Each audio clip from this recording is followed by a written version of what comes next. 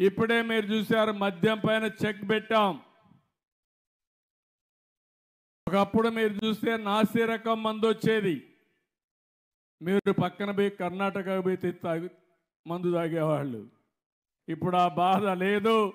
ఇక్కడే స్వేచ్ఛగా తాగే విధంగా ఏదైతే ఉందో నాణ్యమైనది కర్ణాటకలోతో సమానంగా ఇక్కడ కూడా మద్యం రేట్లు తగ్గించడమే కాకుండా ఎక్కడ కూడా నాసి రకం మందు ఇవ్వకుండా మీ ఆరోగ్యాన్ని కాపాడే బాధ్యత తీసుకున్నాం. ఈరోజు మనం చేయగలిగామంటే ఆ రోజు చేయలేకపోయారంటే దీనికి కారణం లాలూచి చేశారు. మద్యం తయారీ దగ్గర నుంచి ఎక్కడైనా షాపులో అమ్ముకునే వరకు వాళ్ళ మనుషుల్ని పెట్టి వచ్చిందంతా దోచుకున్నారు. సొంత ఖజానాకు పోయింది.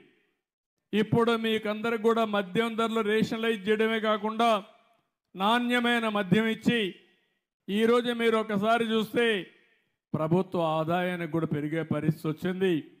ఆ ఆదాయం వస్తే మళ్ళీ ఈ సంక్షేమ కార్యక్రమాలకే ఉపయోగపడతాయని చెప్పి కూడా నేను మీకు తెలియజేస్తున్నాను.